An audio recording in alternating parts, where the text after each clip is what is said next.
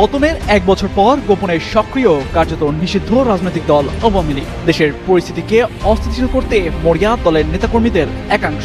আমাদের বাংলাদেশে যে ২৬ লক্ষ ভারতীয় নাগরিকের গল্প শুনেছিলাম এই লুচ্চা আসিফ নজরুলের কাছে, আজকে সেই ২৬ লক্ষ ভারতীয় নাগরিক কোথায়? যদি এই ২৬ লক্ষ নাগরিককে না পাওয়া যায়, তাহলে একটি মানবাধিকার গোষ্ঠী আন্তর্জাতিক আদালতে একটি মামলা করার প্রস্তুতি নিচ্ছে। আন্তর্জাতিক পরোয়ানা জারি করে কান ধরে আদালতে হাজির করা হবে। এই যে বাংলাদেশে ডক্টর ইউনূসকে সমর্থন করতে যে সুশীল গোষ্ঠী, সেই সুশীল গোষ্ঠীর মধ্যে কিন্তু এখন একটা বিভাজন তৈরি হয়েছে। তারা এখন আর ইউনূসকে সহ্য করতে পারছে না। তারা মনে করছে যে ইউনূস সবার সাথে বেইমানি করছে, সে নিজের স্বার্থ দেখতেছে, এবং এখন ফরহাদ মজা প্ল্যান করছেন যে তিনি ইউনূসকে হটিয়ে দিয়ে তিনি নিজেই প্রধান উপদেষ্টা হবেন এবং তারা বিপ্লবী সরকার গঠন করবেন। আজ আমরা খুঁজে দেখব ডক্টর ইউনূস কি সত্যি গণতন্ত্রে ফিরিয়ে আনবেন, নাকি তিনি হয়ে উঠবেন বাংলাদেশের ভবিষ্যতে স্বৈরশাসক। কিন্তু ডক্টর ইউনূসও কি স্বৈরশাসক হয়ে উঠতে পারেন? No Hasina no vote. আওয়ামী লীগকে বাদ দিয়ে কোনো নির্বাচন হতে পারে না বাংলাদেশে। আওয়ামী লীগ জনগণকে সঙ্গে নিয়ে নির্বাচন প্রতিহত। সুপ্রিয় দর্শক মন্ডলী, আসসালামু আলাইকুম ওয়া রাহমাতুল্লাহ। আশা করি সবাই ভালো আছেন, সুস্থ আছেন। স্বাগত হচ্ছে আমাদের আরেকটি নতুন ভিডিওতে। সুপ্রিয় দর্শক মন্ডলী, ভিডিওর থাম্বনেল, টাইটেল, ভিডিওর কিছু অংশ বিশেষ দেখে আপনারা ইতিমধ্যে আওয়াজ করতে পেরেছেন আজকের ভিডিওটি কতটা গুরুত্বপূর্ণ। সুপ্রিয় দর্শক মন্ডলী, শেখ হাসিনার ফিরে আসা এবং নির্বাচনে যোগদান করা জামাত, এনসিপি, আওয়ামী লীগ, বিএনপি নির্বাচনকে কেন্দ্র করে যে বর্তমান রাজনীতির অস্থিরতা সৃষ্টি হয়েছে তাই আলোকে আজকের এই ভিডিও। সুপ্রিয় দর্শক, আপনাদের অনুরোধ করবো এক মুহূর্ত না টেনে সম্পূর্ণ ভিডিওটি দেখে আপনার মূল্যবান মন্তব্য কমেন্টে জানাবেন। সুপ্রিয় দর্শক, আসুন আমরা আর কথা না বেরিয়ে সেই সম্পূর্ণ বিস্তারিত আলোচনাটা দেখে আসি। তার আগে আপনাদের প্রতি ছোট্ট একটা রিকোয়েস্ট, যারা আমাদের চ্যানেল এখন নতুন, চ্যানেলটি সাবস্ক্রাইব করে লাইক কমেন্ট শেয়ার করে আমাদের সাথেই থাকুন। আমাদের বাংলাদেশে যে ২৬ লক্ষ ভারতীয় নাগরিকের গল্প শুনেছিলাম এই লুচ্চা আসিফ নজরুলের কাছে, আজকে সেই ২৬ লক্ষ ভারতীয় নাগরিক কোথায়? তাদের আমরা সন্ধান চাই। আমরা শুনেছি ভারত সরকার অফিসিয়ালি বাংলাদেশের কাছে তার এই ২৬ লক্ষ নাগরিককে ডিমান্ড করবে। যদি এই ২৬ লক্ষ নাগরিককে না পাওয়া যায়, তাহলে ধরে নিতে হবে এই অবৈধ ইউনূস সরকার, এই অবৈধ অন্তর্বর্তীকালীন সরকার, এই অবৈধ আসিফ নজরুলের সরকার কি করেছে? এই ২৬ লক্ষ নাগরিককে, ভারতীয় নাগরিককে হয় গুম করেছে, না হয় পুড়ে মেরেছে। এটা বাংলাদেশকে জবাব দিতেই হবে, কারণ এটা যেন তেন লোকের মুখের কথা না। আজকে যিনি আইন, বিচার, সংসদ এবং এই শ্রম বিষয়ক মন্ত্রণালয়টি চালান, তার দায়িত্বে বাংলাদেশ আজকে, তিনি আজকে জবাব দিতেই হবে যে এই ২৬ লক্ষ ভারতীয় কোথায় গেল। এই ২৬ লক্ষ ভারতীয়কে যদি খুঁজে বের করা না যায়, এই ২৬ লক্ষ ভারতীয় কিভাবে বাংলাদেশ থেকে যদি পালিয়ে যেয়ে থাকে সেটার যদি হিসাব না দিতে পারে, অথবা তারা যদি জেলে থাকে সেখান থেকে যদি তাদেরকে দিতে না পারে, তাহলে একটি মানবাধিকার গোষ্ঠী আন্তর্জাতিক আদালতে, অর্থাৎ আন্তর্জাতিক ক্রিমিনাল কোর্টে একটি মামলা করার প্রস্তুতি নিচ্ছে। সেখানে শুধু এটাই মূলত চাওয়া, এই ২৬ লক্ষ ভারতীয়কে কোথায় গুম করা হয়েছে, কোন আয়নাগরে রাখা হয়েছে, কোন মাটির তলের জেলখানায় রাখা হয়েছে, সেটা ডক্টর ইউনূস, এই লুচ্চা নজরুল, আসিফ নজরুলের সরকারকে জবাব দিতে হবে। তা না হলে পুরা বিশ্বে বাংলাদেশের ভাবমূর্তি যেমন ক্ষুণ্ণ হবে, তাদেরকেও আন্তর্জাতিক পরোয়ানা জারি করে কান ধরে আদালতে হাজির করা হবে। আমরা ফরহাদ মজারের একটা ছোট্ট ইন্টারভিউর একটা অংশ শুনি, তারপরে বাকি কথা। এখন আজকে আমি একটা বছর অপেক্ষা করেছি সমাধান করতে। আমি তরুণদের মোটো দোষারোপ করবো না। প্রথমত আমি বলবো যে আপনি যে দাবিটা করেছেন এটা আমি মেনে নেব, কিন্তু তরুণদেরকে নষ্ট করার পেছনে প্রধানত দায়ী ডক্টর ইউনূস। কারণ তার উচিত ছিল না এই মাস্টার মাইন্ড শব্দটা চালু। তিনি তো বলেছেন এই তরুণরাই তার নিয়োগকর্তা। আপনি খুব ভালো বলেছেন আপনি। তো তরুণরা তার নিয়োগ করেছে না, এই যে জনগণ তাকে নিয়োগ করেছে। তাহলে এই যে তার কনসেপচুয়াল পলিটিক্স সম্পর্কে তার যে দুর্বলতা, তার চিন্তার এই মারাত্মক দুর্বলতাটা বাংলাদেশকে একটা ভয়ানক পরিণতির দিকে ঠেলে দিয়েছে।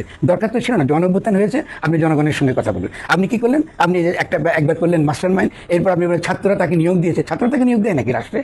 তাহলে এই যে আপনার মুখ থেকে আমি কোনো এমন এক বক্তব্য দিলেন যে বক্তব্যটা খুবই খারাপ অর্থ হয়। কিন্তু দেখুন, আজকে আমি একটা বছর অপেক্ষা করেছি সমাধান করতে, একটা বছর অপেক্ষা করেছি। তিনি কোনো তার রাজনৈতিক দলের বাইরে বাংলাদেশের কোনো, যাদেরকে আমরা বলি সমাজ, বুদ্ধিবৃত্তিক সমাজের সঙ্গে কথা বলেছেন?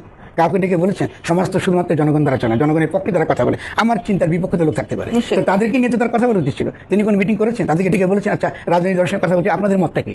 তাহলে তো রাজনৈতিক দলের এই কথাটা তো আমার ওখানেই বলতে পারতাম, তাকেই বলতে পারতাম যে রাজনৈতিক দল বাংলাদেশের জনগণকে রিপ্রেজেন্ট করে না।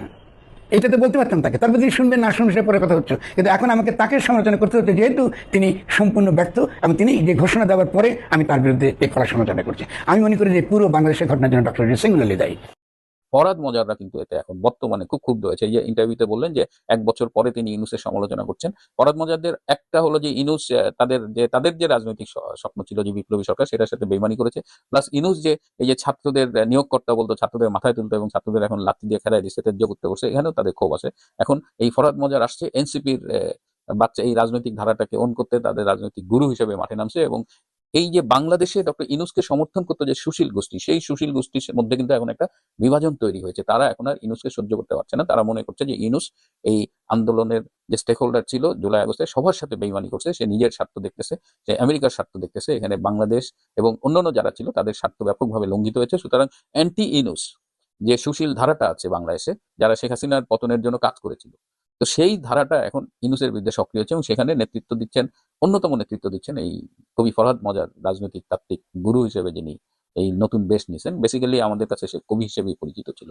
তো এখন ফরহাদ মজার এই নতুন রাজনৈতিক বন্দোবস্ত নিয়ে ডক্টর ইউনূসের বিরুদ্ধে ষড়যন্ত্র করে বেশ কিছু মিটিং তিনি তার সমমনা সুশীলদের সাথে করেছেন এবং এখন ফরহাদ মজার প্ল্যান করছেন যে তিনি ইউনূসকে হটিয়ে দিয়ে তিনি নিজেই প্রধান উপদেষ্টা হবেন এবং তারা বিপ্লবী সরকার গঠন করবেন। তো এখন অনেকেই বলছেন যে ফরহাদ মজার অনেক দেরি করে ফেলেছেন এবং এটা তার জন্য খুবই উচ্চাবিলাসী একটা স্বপ্ন। এখন ফরহাদ মজার যদি ইউনূসকে ল্যাং মারার প্ল্যান করেন, সেক্ষেত্রে আমেরিকা কি ফরহাদ মজারকে সমর্থন দেবে কিনা?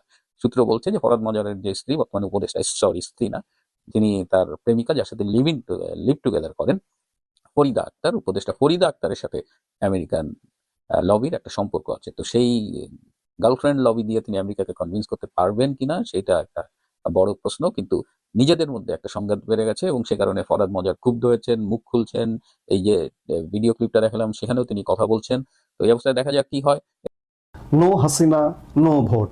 বাংলাদেশে একটি পাকিস্তান মডেলের সরকার স্থাপন করবার একটি প্রচেষ্টা চলছে, কিন্তু এই প্রচেষ্টা কি সফল হবে? দেশি বিদেশি প্রেক্ষাপট কি সফল হতে দেবে? কিংবা বাংলাদেশের আরেকটি বড় রাজনৈতিক দল আওয়ামী লীগ কি করছে? আওয়ামী লীগ কি চিন্তা ভাবনা করছে? আওয়ামী লীগ চিন্তা ভাবনাটা এখনো সাধারণ মানুষের কাছে দৃশ্যমান নয়, কিন্তু আওয়ামী লীগেরও তো চিন্তা ভাবনা আছে, তাই না? এই মুহূর্তে আওয়ামী লীগ ইউনূস সরকার কর্তৃক প্রজ্ঞাপন জারি করে নিষিদ্ধের তালিকায় উঠে গেছে। আওয়ামী লীগের কার্যক্রম নিষিদ্ধ, নির্বাচন কমিশনে নিবন্ধন স্থগিত।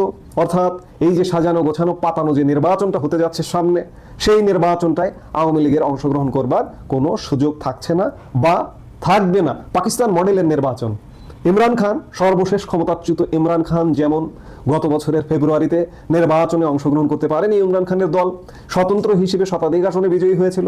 আওয়ামী লীগ কি স্বতন্ত্র নির্বাচন করবে নাকি নির্বাচনটিকে প্রতিহত করবে? দুদিন আগে ভারতীয় একটি গণমাধ্যমে দলের সাধারণ সম্পাদক ওবায়দুল কাদের সাক্ষাৎকার দিয়েছেন। সেই সাক্ষাৎকারে নিষিদ্ধ আওয়ামী লীগের ভূমিকা কি হবে তিনি সেখানে বলেছেন। ওবায়দুল কাদের স্পষ্ট জানান যে আওয়ামী লীগকে বাদ দিয়ে কোনো নির্বাচন হতে পারে না বাংলাদেশে। আওয়ামী লীগ জনগণকে সঙ্গে নিয়ে নির্বাচন প্রতিহত করবে। ভারতীয় সেই গণমাধ্যমকে সাধারণ সম্পাদকের ঘোষণার সঙ্গে সঙ্গতি রেখে আওয়ামী লীগের এক সাংগঠনিক সম্পাদক সুজিত রায় নন্দী দলের কেন্দ্রীয় নেতৃত্বের সভায় বলেছেন, নো হাসিনা নো ভোট। আমি এই নো হাসিনা নো ভোটকে নিয়েই আজকে আলাপের শিরোনামটা করেছি। এই হলো আমাদের আগামী দিনের স্লোগান।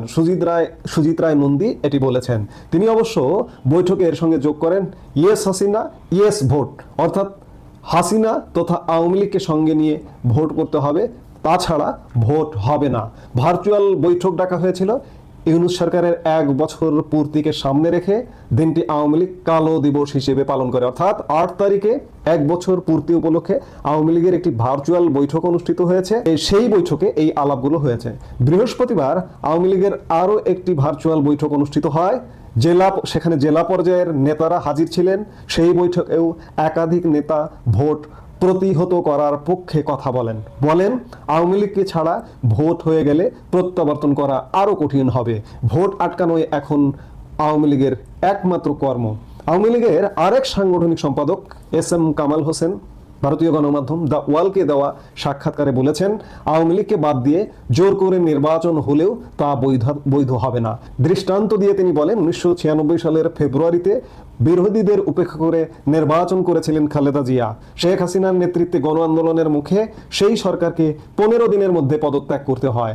তিনি বলেছেন, আওয়ামী লীগ নেত্রীর বিরুদ্ধে তথাকথিত গণ অভ্যুত্থান ছিল একটি ষড়যন্ত্র। শেখ হাসিনা মানুষের গণ অভ্যুত্থানের মধ্য দিয়েই দেশে ফিরবেন। শুক্রবার রাতে বৈঠকে সুজিত রায়ের নন্দী 96-এ খালেদার নির্বাচনের পাশাপাশি 111 সরকারের সময় শেখ হাসিনাকে নির্বাচনী ময়দান থেকে সরিয়ে দেওয়ার চেষ্টা হয়েছিল। আওয়ামী লীগের আন্দোলনের ফলে তা সম্ভব হয়নি।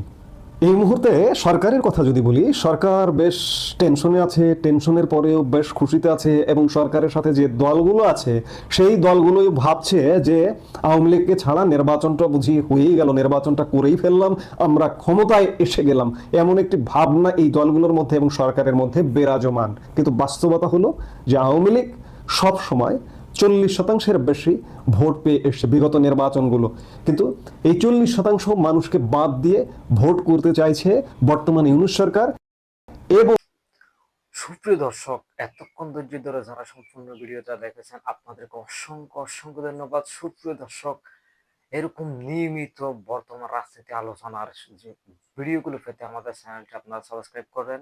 আর ইতিমধ্যে যারা চ্যানেলটি সাবস্ক্রাইব করছেন আপনাদের অসংখ্য ধন্যবাদ।